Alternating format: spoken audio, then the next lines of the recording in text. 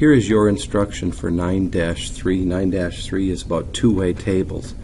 This is on page 689. This is part of the assignment that we usually don't look at, but in this case I think it's very helpful. So first of all, real-world link. Student athletes.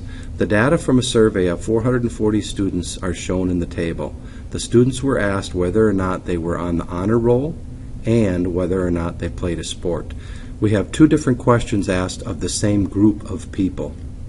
So one way to display this data would be like this right here, where we've got only on the honor roll a number, only play sport, play a sport, and are on the honor roll. And then of course we can also remember that we have this piece of data right here, 440 students. We could then take that and put that in a Venn diagram, and of course the Venn diagram would look like this. Another way to do that is to do what this title is for this lesson, and that's a two-way table. Two-way table.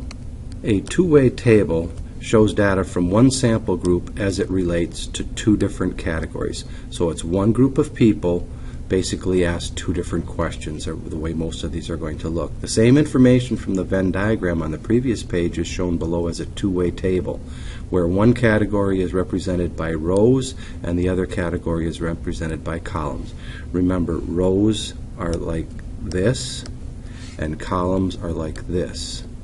So if you need to put that in your notes, put it in your notes. That's going to be very important for this chapter.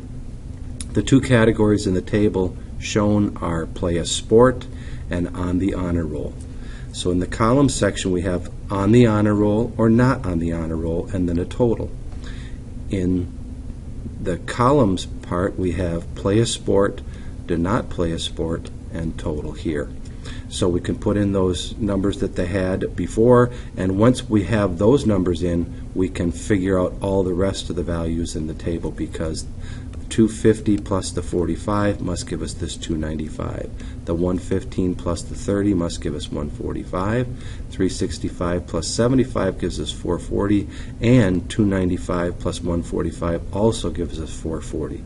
That's the way these tables work, and it is a really great way to record information when you're trying to calculate some missing value or whatever, whenever you have this two-question scenario of the same group of people. Problem number one. Felipe surveyed students at his school. He found that 78 students own a cell phone, so it's own a cell phone is one category, and 57 of those students own an MP3 player. So own an MP3 player is the other category. There are 13 students that do not own a cell phone but own an MP3 player.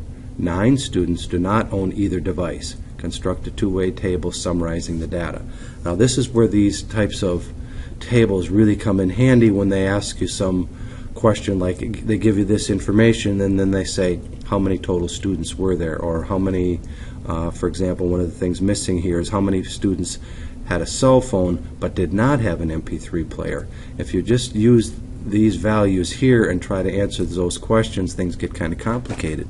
But if you put it in a two-way table, cell phone and no cell phone, an MP3 player and no MP3 player, fill in the values. So let's take a look at why they put the values where they put them. First of all, we'll go with 78. 78 students own a cell phone. Okay, so we have 78 students own a cell phone. Right here is cell phone, and we have 78 own a cell phone. Okay, that's just a total. 57 of those students own an MP3 player. So 57 cell phone owning students also own an MP3 player. So because it belongs to both groups, we would put it in this cell here. Next we have, there are 13 students that do not own a cell phone, so no cell phone will be in this column. Do not own a 13 students that do not own a cell phone but do own an MP3 player. So no cell phone but MP3 player, that value goes right here with 13. And then lastly we have 9 students do not own either device. So no MP3 player and no cell phone, that goes here. And now we can start finding the rest of these values. So we created a table using the two categories, etc., and then we filled in That's where we got those values from. Now, step 2 tells us to use reasoning to complete the table. Remember, the totals are for each row and column. The column labeled total should have the same sum as the row labeled total. The column total and the row total have to be the same here.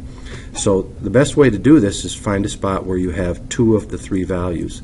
So in this case we have this, 57 cell phones and 13 no cell phones, so that would obviously create 70 students in that column.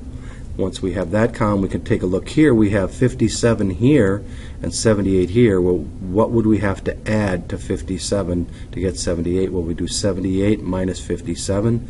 That would be 21. Here we have total we can just add, so 13 and 9 obviously gives us 22. Now we have this filled here, so we can add that up, and that is 100. One more thing we can add is right here, 21 and 9 would be 30. That would be all the cell phones and no cell phone and also no MP3 player values. And then lastly, we double check that this plus this gives us 100, and that is correct. So that's how you fill in all those total values. Please press pause and do letter A. Read the information, put values in the proper spots, and then total out the table. Let's discuss our important point here. Interpret relative frequencies. A two-way table can show relative frequencies for rows or for columns. Remember, rows or columns rather than the actual values. By analyzing the relative frequencies in a two-way table, you can determine possible associations between the two variables. Let's take a look at what that means. Okay, problem number 2. Find and interpret the relative frequencies of students in the survey from example 1 by row. Okay, so we're going to look at rows. That would be like this. Okay, so it says to find the relative frequencies by row, write the ratios of each value to the total in that row, and then round to the nearest 100th. So we're going to take 57 and compare it to 78, because remember, we're talking about rows here. And then we're also going to take 13 and compare it to 22. Lastly, we're going to take 21 compared to 78 and 9 compared to 22. And here's where you find these values. We had 57 compared to 27 or compared to 78. So that's 57 out of 78. So let's take a look at that one calculation. So based on the relative frequency value of 0.73 in one of the cells right here, you can imply that most students that own a cell phone, right here, own a cell phone, also own an MP3 player. By most, and to be exact, 73% of them. Okay? The data also suggests that over half of the students that do not own a cell phone will own an MP3 player. So over half of the students who do not own a cell phone will own an MP3 player, 59%, over half. So that's the way you read these. So to continue, we could look at this and say that 27% of the students that own a cell phone do not own an MP3 player. And furthermore, we could say that 41% do not own a cell phone nor an MP3 player. Please press pause and do letter B. In this case, they're asking you to find and interpret the relative frequencies of students in the survey by column. So make sure you do it by columns in this case. This is a little different than the last table.